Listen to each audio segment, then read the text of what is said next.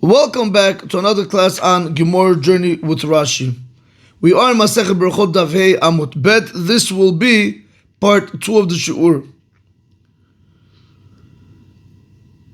I will run through today's section like a Daf Yomi style, just to get the information out there. But then we're going to go back and we're going to go over everything detail by detail like we usually do.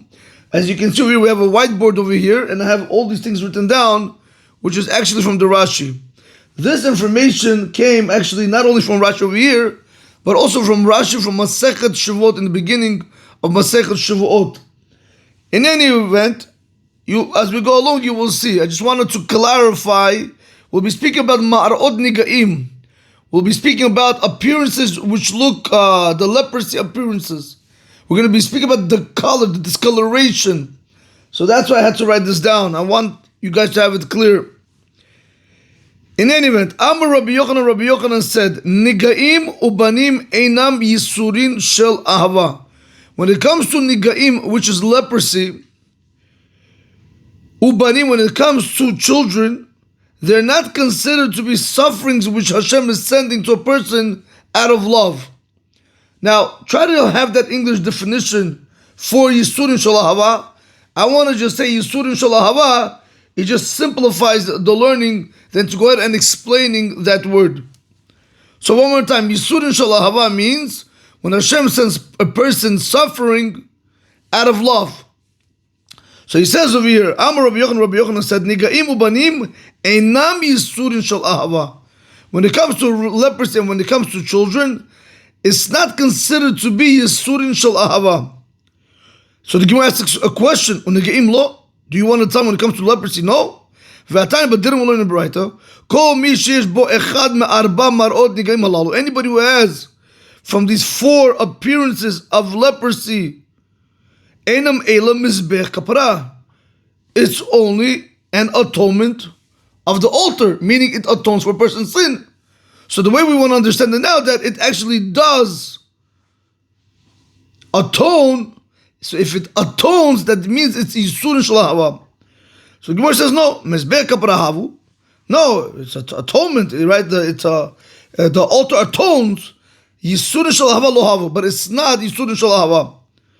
V'ibait ema. Now the Gemara is going to go and say, and if you want, I'll tell you like this: halam v'halehu. This is for us, and this is for them. V'ibait ema. And if you want, I'll say like this: habitzina habi for hertzia. This is in private. This is in public. The Gemara asks a question, Ubanim lo, what? And children know? The Gemara says, 1 second, hey chidam, how's the case talking about? If you're going to say that he had children, they died, but didn't Rav Yochanan say, Din garmeda sirbir, this is the bone of his 10th son. Rather, you have to say that this case is speaking about where he had no children. In this case, it's speaking about where he had children and they died. Rabotai, that's called Daf Yomi style. Now let's go over it and try to explain everything. And you'll see the difference, Rabotai, when you learn like that versus as self-understood versus when you're just trying to rush through the material. Amar Rabbi Yochanan said, Nigaim, let's get over here. Nigaim, leprosy, ubanim, and children. Einam Yisurin shel ahava. They're not considered to be Yisurin shel ahava. If you look into the first Rashi on the page, it says Ubanim kasalka da'ate. The Gemara assumes at this point hakover et banav, that whenever Rabbi Yochanan says now that anybody who buries lo leinu chas v'shalom their children during their lifetime, it's not considered to be Yisurin shel ahava. That is the way the Gemara is understanding Rabbi Yochanan's teaching now. So one more time. Whenever it says the word banim, it is speaking about, the Gemara is assuming at this point right now, that Rabbi Yochanan is saying that anybody who buries his children, lo leinu, that's not called Yisurin shel ahava. Okay? So let's go one more time. Amar Rabbi Yochanan said, Nigaim ubanim einam Yisurin shel ahava. When it comes to Nigaim and Banim, they're not considered to be Yisurin shel ahava. Comes the Gemara asks the question, Nigaim lo? Do you want to tell me leprosy is not considered to be Yisurin Shal Ahava. That's not true. Why? Vehatani, because wasn't it taught in the Baraita? Kol mi sheish bo echad. Excuse me. Kol mi sheish bo echad. Anyone who has one of these, me'arba mar'ot nigaim halal, from one of these 4 appearances of the leprosy, einam ela mizbech kapara. It's only a mizbech kapara. Now, Rabotai, we have to understand, how does this work? What did the Mizbech do? The Mizbech atoned. So that's why he's coming to you over here and he's telling you that anybody who has one of the 4 leprosy, we'll see right now, one of the discolorations, he wants to say that it's an altar of atonement, meaning it atones for his sins. So we see from over here, if it atones for a person's sins, that means it's Yisurin Shal Ahava. No, it's Yisurin. So we can call it Yisurin Shal Ahava because it's atoning for a person's sin. So one more time. Call me sheyesh. Oh, the other way. Unigaim lo. You want to tell me Nigaim, they're not considered to be Yisurin Shal Ahava? But wasn't the Torah in Baraita? Call me sheyesh bo echad me'arba marot Nigaim halalu. Anyone who has one from these 4 appearances of leprosy, einam ela mizbech kapara. It clearly says it's a mizbech kapara. It's an altar of atonement. The altar atones for the person's sin. Comes the Gemara says, no, not true. Mizbech kapara have. You're right. It's an altar of atonement, meaning the altar atones for a person's sin. Yisurin Shal Ahava lo have, but they're not considered to be Yisurin Shal Ahava. Now, before we continue, we have to do the Rashi. If you pay close attention to Arba Mara'ot on the second Rashi in the Gemara on the Daf, it says Arba Mara'ot. So before I read that, can I just show you how the whole thing works on the blackboard? Once we understand this, then Rashi is going to be a little bit easier to understand, okay? Again, as usual, if you can't see it, always zoom in.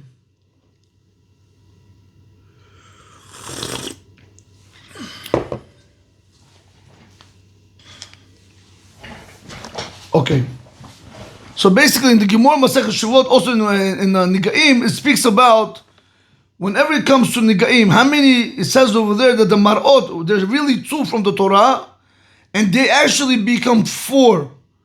So which 2 are from the Torah? 2 from the Torah are Se'et and Baherit. These are the 2. Se'et and Baherit. If we try to understand what Se'et means, it means swelling. I hope this is not too high for you. It means swelling. That means when the skin, because the Se'et literally means to go up.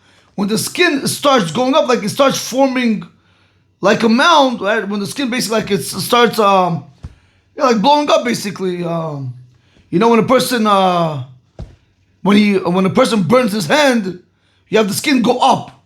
So like that, it's literally swelling. But it's not enough that the skin swells, it also has to be discolored. So now, so you have Se'et. Which color is Se'et? It's Ketemer Lavan. It's like white wool. That is the color of Se'et. It's very bright, like white wool. Rashi brings down Masecht Shavuot. What kind of wool are we speaking about? What do you mean pure as white wool? What does that mean? So Rashi says over there, I hope this is not too high for you guys. It says over there, I'm going to read it. Pure wool, meaning 1 day old sheep after washed and cleaned. Like this. When a sheep is born, the day that is born, if you take that wool, you wash it and you clean it, that is the color of Baherit. That is I'm sorry, not Baherit, I apologize. That is the color of Se'et.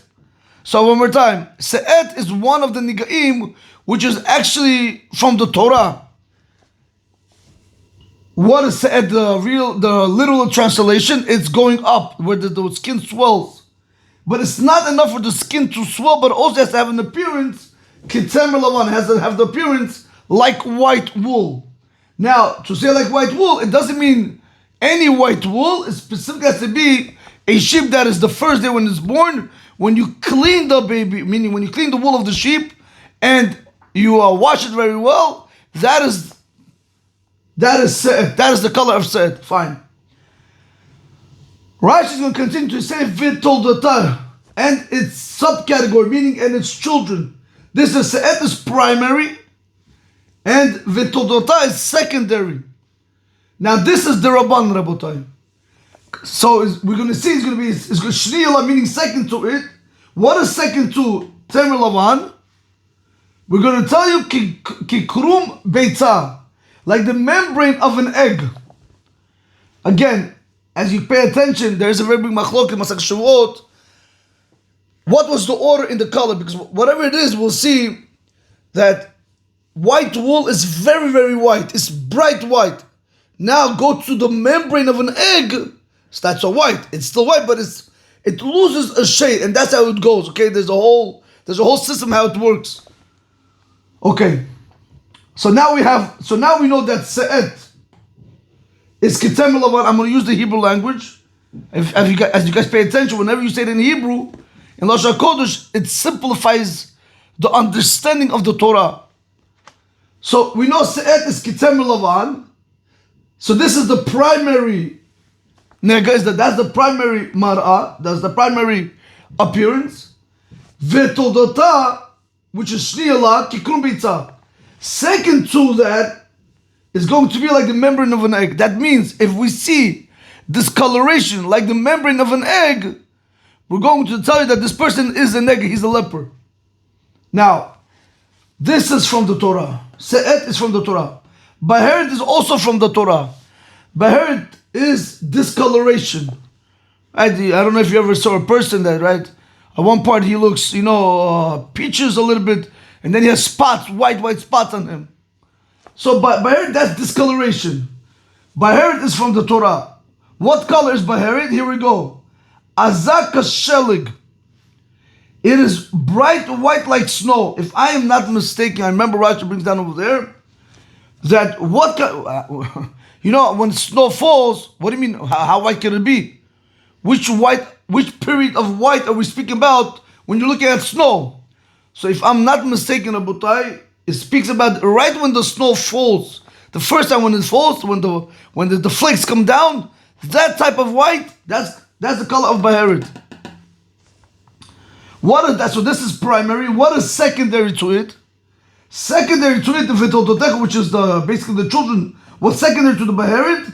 Which Rashi will say Shniyala is going to be second to Azak HaShelit, is going to be Kisid HaHeichal. We're going to have white as the limestone of the Heichal, of the sanctuary. They used to plaster the sanctuary with limestone. So that limestone was white. So that's what he's telling you over here. So we have like this. We have Se'et, which is Kitem Lavan. Second to Se'et is Kikrum Beitza. Baheret is Azah Kishelig. Second to this is Kisid HaHeichal. So you'd go one after another. Okay, Rabotai, Sapachet is a rash, which I don't want to get into now, but that's something else. In any event, I just want to show you this, what we're going to see right now over here. So let me just keep it over here, because let me do the rush and we'll just show it inside also. So he says like this: Arba Marot, there are four appearances. Right? There are four appearances that can be on a person in order to determine him a leper. Se'et v'toldota, like we said, Se'et v'toldota. Se'et is the primary, v'toldota is the secondary. Baheret v'toldota. Baheret is primary, v'toldota is secondary. Baheret azak shelik. Rashi tells you, Baheret azak shelik is bright as white like snow.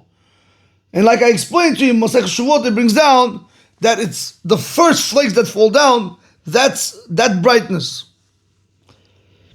Shniyala, secondary to it, to the Azak HaShelik, meaning to the Baheret, Kisida Heichal. It's bright as white as the limestone of the sanctuary when they would plaster the walls in the Beit HaMikdash. Se'et Ketemer. Now we have Se'et, which is the primary. Kitzemer Lavan, he says. Kitzemer Lavan. It's like the white wool. And like we explained, the pure wool of a one-day-old sheep animal after the wool was washed and cleaned. Shed Kitzim Lavan. Shnila, secondary to this color, meaning secondary to Sa'et, is Kikrum Beitza. Right here. It's like the membrane of an egg. Okay, Rabotai, that's the whole Rashi. But you see the difference, Rabotai. And it's very, very important to know. This is why I always emphasize learning Rashi. Because what Rashi is able to do, without Rashi you can't move. But when you know Rashi, you're able to better understand it. Okay? Alright, let's continue back into the Gemara. So one more time, let's go back inside. Now that we, something, should I do this? Okay. Let me do this song. Should I do this? What's the raise this?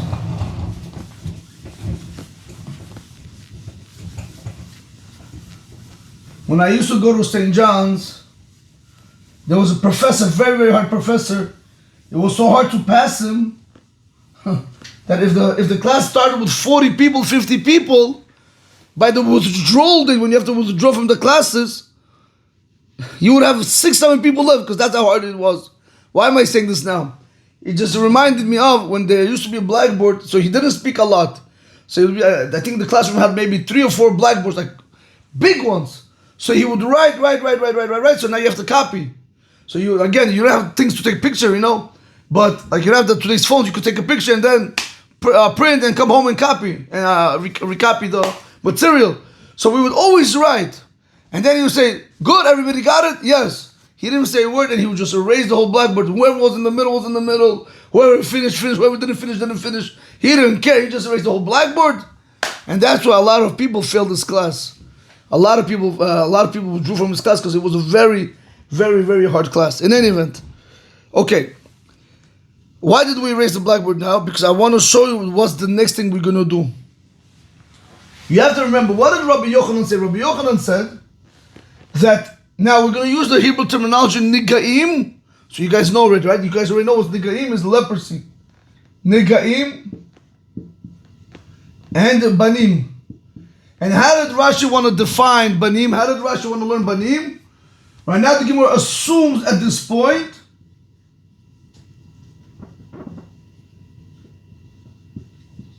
that I speak about one, Loleinu Chas V'Shalom, burying his child, Loleinu Chas V'Shalom. Nobody should ever know.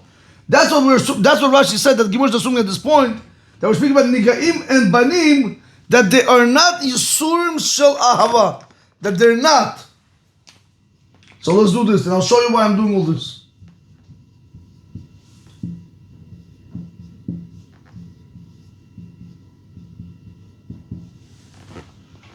Came the Gemara said, what do you mean? You want to tell me that they're not? So the Gemara went on and he started taking on Nigaim first. The Gemara said, you want to tell me Nigaim is not? I'll prove to you that it is. Because we have where it says Mizbeach Kapara. That what we said that altar, it atones. That means it erases a person's sin. If it's doing that, that means Hashem loves you. So we can say that Nigaim is Yisurim Shel Ahava. The Gemara said, no, you can say because it says Mizbeach Kapara and it doesn't say Yisurim Shel Ahava. Fine. Now, Rabotai, we're going to move on to give answers to why, according to Rabbi Yochanan over here, when he says Nigaim are not Yisurim Shel Ahava. And over here, now we want to go back to the original understanding when it says Nigaim is Mizbeach Kapara.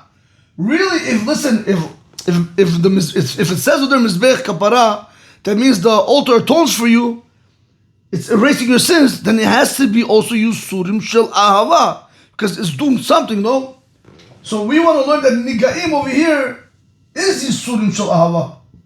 Alright, I'll say it one more time. I hope you guys got it, but I'll say it one more time.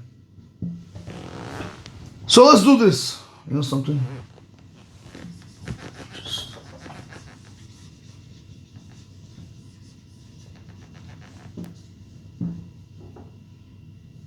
Just want to make it clearer. Put this over here. Okay. Rabbi Yochanan made a statement. Rabbi Yochanan made a statement. So let's put it like this. Case number one. We'll do like this. Case number one.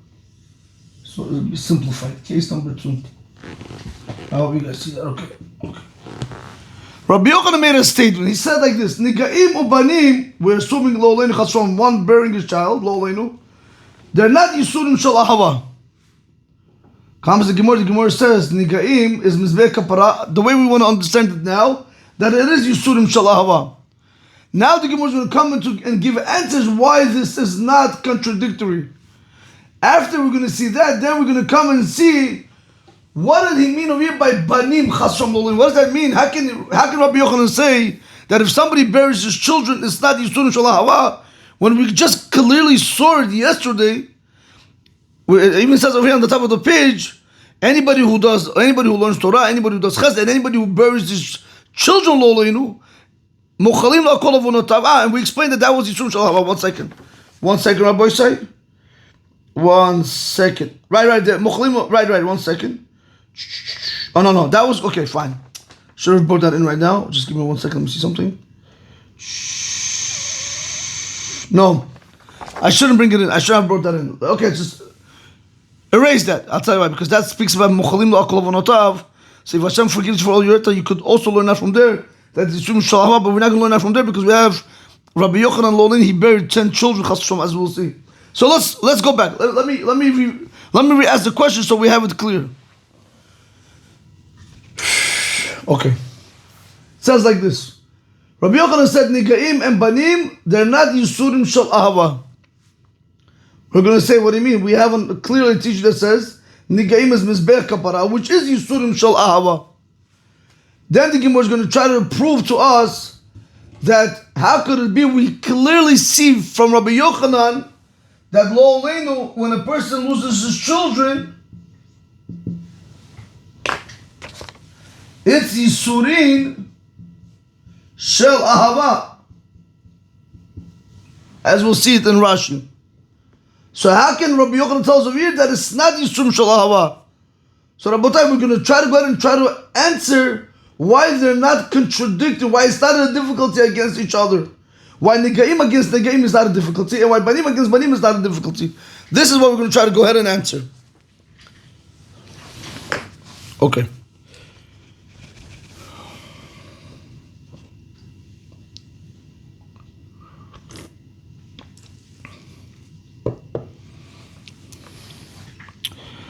So let's go back from the beginning one more time.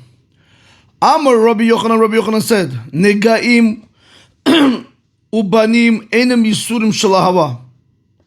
When Negaim, Lord, ask the question, saying, Negaim are not Yisurim Shel Ahava? 1 second. V'atayim, but didn't learn it right.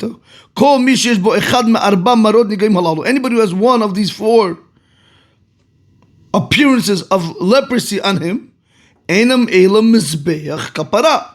We clearly see it's a mizbeach kapara. We clearly see that it's an altar of atonement, meaning since it erases his sin, so it must be that it's also Yisurim Shel Ahava. The Gemara says no. Mizbeach kapara havu. You're right, it's a Mizbeach kapara. Yeah, the Mizbeach, it atones for a person's sins.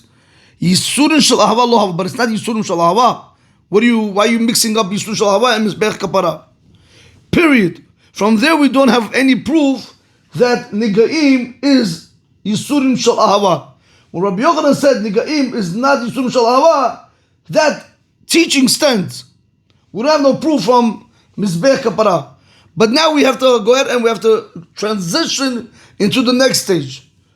Now we're going to go ahead and we're going to try to say that Nigaim, since it says Mizbeach Kapara, it also has to mean Yisurim Shel Ahava. We're going to learn, like the ones that want to say that it is Nigaim over here where it says Mizbeach Kapara, it teaches me that it's also Yisurim Shel Ahava. So if it's Yisurim Shel Ahava, I have a problem of Nigaim on Nigaim. Okay. So the Gemara says, V'i baitem, here we go. And if you want, I'll say. If you want, I'll say, meaning I'll show you how they're not contradictory.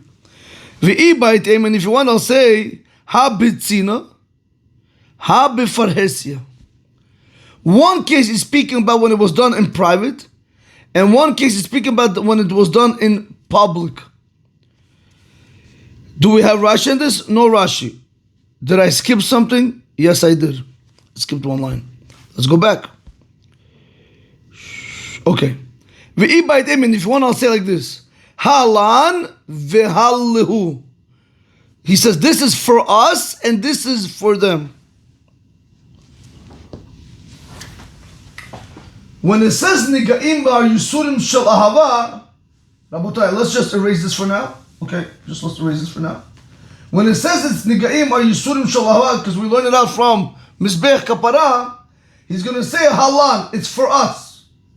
Rashi is going to say for the people that lived outside of Bavel. We'll see how Rashi is going to explain it. Halahem, when it says that it's not, Nigaim are not Yisurim shel Ahava, we're going to say because they were in Eretz Yisrael. So it's basically Halehu. It's to them, right? Let's put Lehu.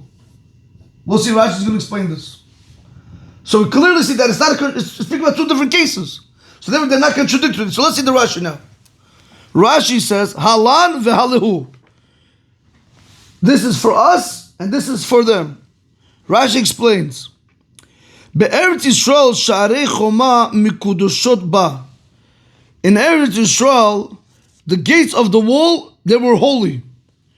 U'mitzorah ta'un shiluach. Excuse me.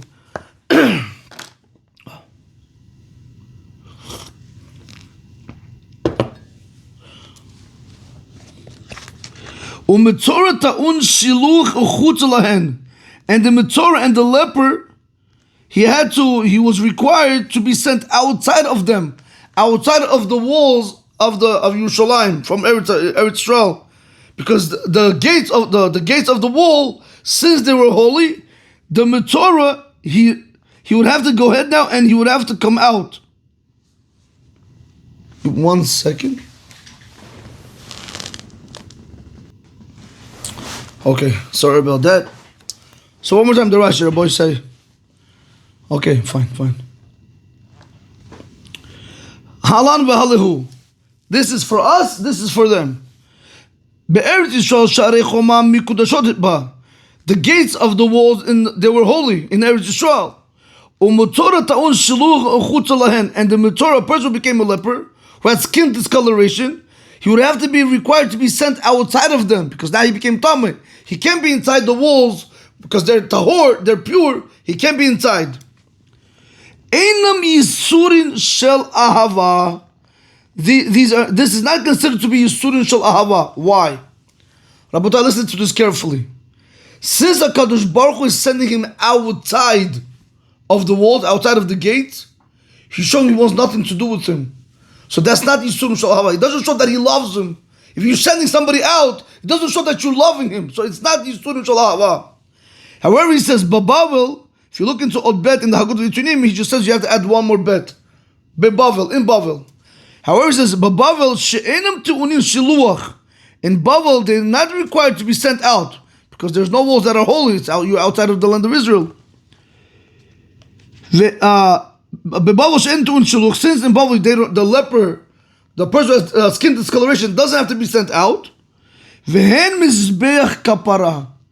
And that is the Mizbech Kapara for him, meaning the altar is going to atone for him, meaning to say that his sins are erased, but not all his sins, but it helps him to atone for his sins.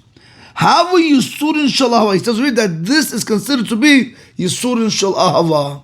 So that's what he wants to answer. When we ask the question to Rav Yochanan, when he said Nigaim are not Yisurin Shel Ahava, but we wanted to bring a proof that Nigaim are Yisurin Shel Ahava, he says, it's not a contradictory. It's not a contradiction. Why? Nigaim over here, when it says Yisurim Shel Ahava, it's going lan.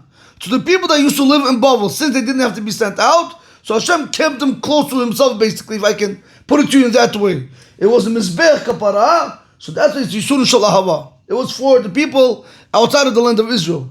But for the people inside the land of Israel, if they would become a Matorah, where they had this skin discoloration, we're going to tell you over there it's not Yisurim Shel Ahava, because since they are in the vicinity where they're surrounded by the walls which are kadosh, which are holy, and HaKadosh Baruch Hu is sending them out, it doesn't show that He loves them. Yeah, they're suffering, but it doesn't show that He loves them. So therefore we see over here that it's not Yisurim Shel Ahava. So let's just do that Rashi one more time. Halan v'halehu. This is for us, this is for them. Be'eretz Yisrael sharei choma mikudashot ba. In Eretz Yisrael, the gates of the walls, they're sanctified. And the matur needs to be sent outside from them. They're not considered to be Yisurin Shel Ahava. Like explained, because when HaKadosh Baruch Hu, he sends them outside of the Mechitza, he shows he wants nothing to do with them. That's not showing that he loves them. Okay. But Bavel, however, in Bavel, she'enam tu'unim shiluach. In Bavel, since we're going to tell you that they're not required to be sent outside, v'hem mizbeach kapara, and when they have the nigaim on them, when they have the discoloration on them, the altar atones for them. Meaning, while they're having leprosy, it atones for their sins. We're going to tell you over here, not only is it a mizbeach kapara, since it atones for one's sins, we're also going to tell you that it's Yisurim Shel Ahava, because the HaKadosh Baruch Hu is not sending him out. It's as if he's saying, I want you to be next to me. Okay. This is one answer that we want to give. Now, continues the Gemara. Now the Gemara says, V'i bait ema, and if you want, I'll say like this. I'll tell you, if you don't like this answer, I'll give you another answer. V'i bait ema, and if you want, I'll say like this. Ha bitzina, ha befarhersia. This over here, let's leave it.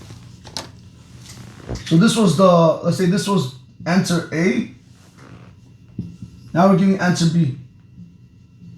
Habitzina, it was done in privacy. This was done, let's just erase this. This was done in public. There are again two different cases, they're not contradictory. What's it mean? Bitzina? Rashi says, Tachar begadav. It's underneath his clothing. The nigaim were private, they were hidden.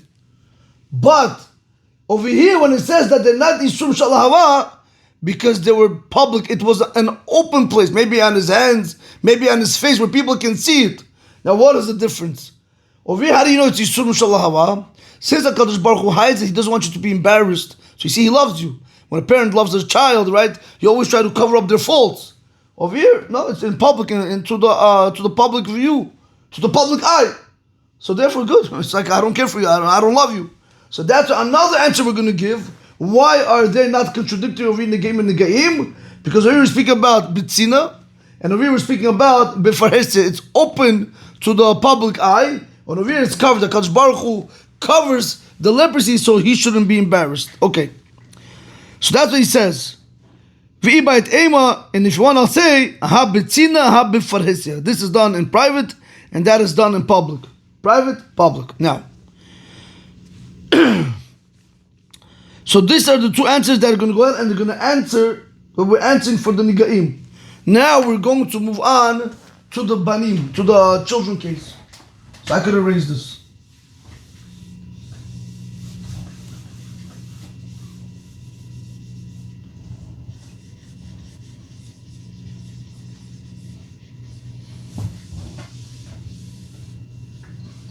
Okay.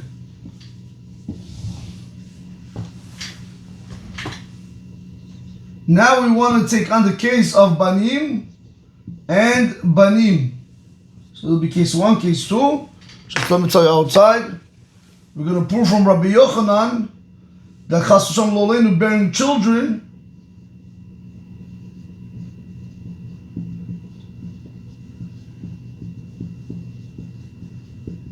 is Yisurin Shel Ahava.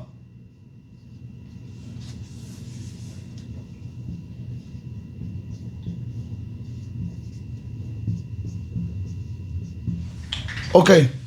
Now what we're going to do is, right now Rabbi Yochanan said, Banim, and the Rashi said, the Gemara is assuming at this point, speaking about a person bearing his child.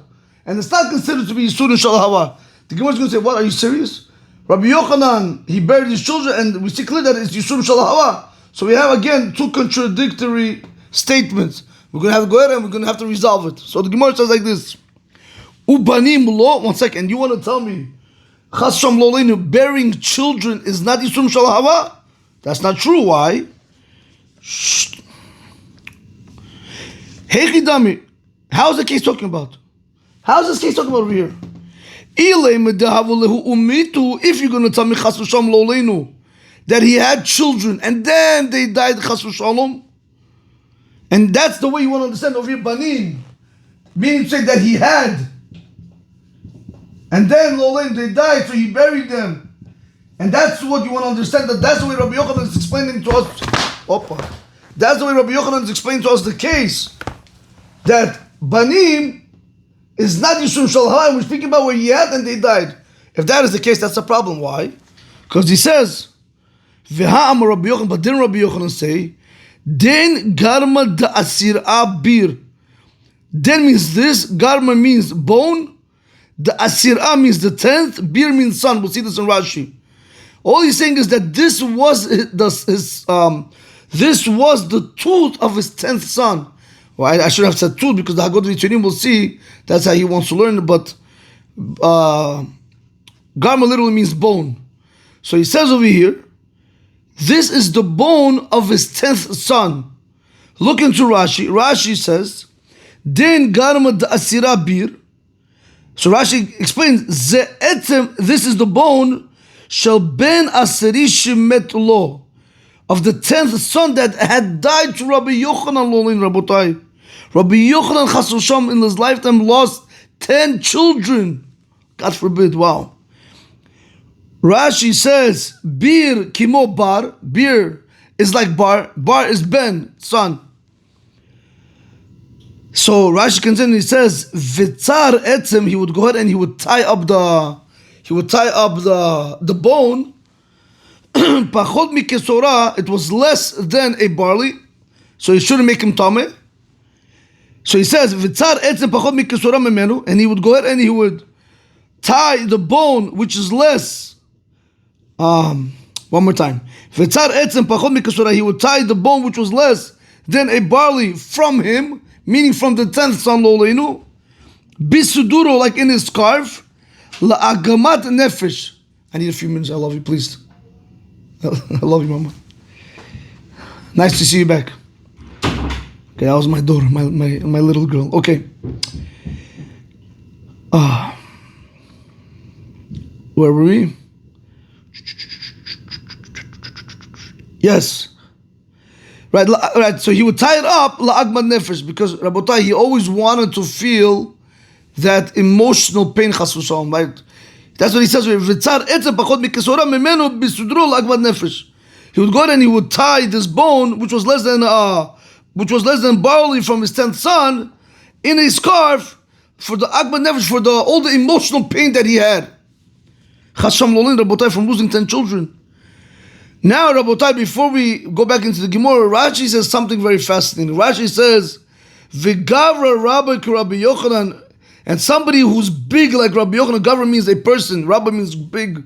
V'gavra Rabbi Rabbi Yochanan, somebody like that's big. A person that is big like Rabbi Yochanan, lo ba'u lo yisurin she'enim shel ahava. Yisurin did not come to him which were not out of love. Any yisurin that came to Rabbi Yochanan, since he was such a big person, everything that came to him was out of love. What is Rashi saying? Why did Rashi have to throw this in? You know why? Because one would have thought to say, when you bring me a proof from Rabbi Yochanan, right? Because we said over here that if a person loleinu chas v'shalom had children and then he buried them loleinu, we said that they're not yisurim shal hava. So we brought Rabbi Yochanan. We said, 1 second, he buried his 10th child, and we clearly see that it's yisurim shal hava. Rashi tells you, if you're going to come and tell me, maybe when HaKadosh Baruch Hu punished Rabbi Yochanan, how do you know it was Yisurim Shal Hava? Maybe it was not Yisurim Shal Hava. Who told you it was Yisurim Shal Hava? So that's what you're coming and you're asking, you're bringing a proof from Rabbi Yochanan on this Gemara. Who told you? Maybe it really was not Yisurim Shal Hava. Comes Rashi and he answers it. That's what you were supposed to think. Comes Rashi and he answers and he tells you, no. A person so big like Rabbi Yochanan, it cannot be that HaKadosh Baruch Hu would send him suffering like that. You have to say when Hashem would send him suffering, those sufferings were only out of love. To Rabbi Yochanan, no suffering ever came that was a regular suffering. Every suffering that Rabbi Yochanan suffered, it was suffering out of love. So now if that is the case, we have two teachings that are contradictory. How can you tell me bearing children chas v'shalom is not Yisurin Shal Ahava? How can you tell me bearing children is Yisurin Shal Ahava? Yes, I hope you guys are getting it. I hope this is actually helping you guys. Okay. All right. So let's do that one more time. Let's do the Rashi one more time. Din garma de asira bir ze'etzem shel ben asri shemet lo. This is the bone of the 10th son that died to him. Bir kimo bar. Bir means kimo bar, and bar means ben, son. V'tzar etzem pachot mikisora, and he would go ahead and he would wrap up the bone which was less than a barley. Excuse me, mimenu from him, from the 10th son, bisuduro in his scarf, lagba nefesh, for the emotional pain or the emotional distress that he had. And then Rashi makes a comment. Don't think that this Yisurim that Rabbi Yochanan got were not Yisurim Shel Ahava. You should know it was Yisurim Shel Ahava. Uvigara Rabak Rabbi Yochanan, and somebody, a person so big like Rabbi Yochanan, lo bawu lo Yisurim she'enu Shel Ahava. Yisurim that were not out of love would not come to him. Meaning to say, only Yisurim Shel Ahava came to Rabbi Yochanan. Now that we know, we have a clear teaching from Rabbi Yochanan that anyone who buries his children, chas v'shalom, is Yisurim Shel Ahava. How can Rabbi Yochanan tell me otherwise that it's not Yisurim Shel Ahava? Because remember, it's the same Rabbi Yochanan. It's Rabbi Yochanan who said it. How can he say contradictory teachings? Continues the Gemara says, I'll tell it like this. Eila, rather you have to say it like this. Ha de lo havile klal, v'ha de havile umetu. You have to say it like this. This when he says, when Rabbi Yochanan said that banim are not Yisurim Shel Ahava, you have to learn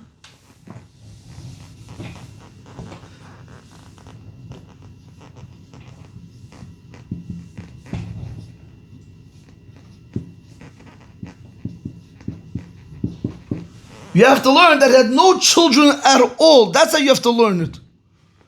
When Rabbi Yochanan said banim it's not Yisurim Shel Ahava, that's what Rashi said. Kasalka died, the Gemara assumed, at the time when Rabbi Yochanan said the statement, the Gemara thought that he's speaking about bearing children, in chas v'shalom. But that's why the Gemara said, how can you say it? That's what the Gemara has to go and revise it, and he says, no. When Rabbi Yochanan says we're banim, it doesn't mean one had children and he buried them, because clearly it's going to contradict this. Rather, you have to say, a person who does not have children, chas v'shalom, one who does not have children, is not considered to be Yisurim Shel Ahava. That's what Rabbi Yochanan is telling us. And this where we speak about where it's Yisurim Shel Ahava, he had children and then they died. That's considered to be Yisurim Shel Ahava. So let's just see that one more time inside. This case is speaking about that he had no children at all. But over here, he had children and they died. Look into Rashi. Rashi says, banim umetu. Right over here that he had children and they died. So why is this Yisurim Shel Ahava? So he says, Havulahu Yisurim Shel Ahava. This is Yisurim Shel Ahava. Why? Sha'avilut michaperet al avonotav. When a person mourns on somebody from one of the 7 close relatives, that atones for a person's sin. That's why you say that this is Yisurim Shel Ahava and this is not Yisurim Shel Ahava. Rabotai, let's run through the Gemara and then we will conclude with that. One more time, without all these explanations. Now, let's do Daf Yomi style and see how better you understand it. Amar Rabbi Yochanan said, Niga'im u'banim enim Yisurim Shel Ahava. Niga'im and banim, they're not considered to be Yisurim Shel Ahava. U'niga'im lo. You want to tell me Niga'im are not Yisurim Shel Ahava? V'atayim, but they don't learn in Beraita. Kol mi sheyesh bo echad me'arba marot Niga'im halal. Anybody who has one from these 4 leprosy discolorations, Enam Elam Mizbech Kapara. It clearly says it's a altar of atonement. It atones for his sins. So it must be it's Yisurim Shel Ahava. No, Mizbech Kapara havu, Yisurim Shel Ahava lo havu. Yeah, Mizbech Kapara is. It's an altar of atonement, but it's not Yisurim Shel Ahava. If you want, I'll say like this: Halam v'halehu. One case is for us, one case is for them, like we explained. If you want, I'll give you another answer. Habitzin v'habifarhes. Yeah, one is in hiding, one is in public.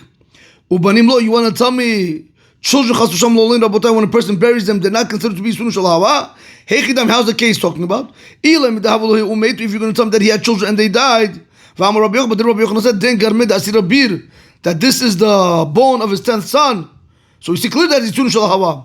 Ela, rather, what do you have to say? Ela hadulo havulei klal, v'hada havulei umetu. You have to say that this case where it says that it's not Yitzurun Shel Hava because over there he had no children at all. And when a person has no children, it's not considered to be Yitzurun Shel Hava. But this, when it says that it's Yitzurun Shel Hava, that's when he had children and they died. Lolin Rabotai, everybody should only see Arichas Yamim, Arichas Shanim from their children. A lot of Atzlacha, a lot of Bracha, a lot of Shefa. Learn Torah, Rabotai, love Torah, go in the ways of Hashem. Have a great day.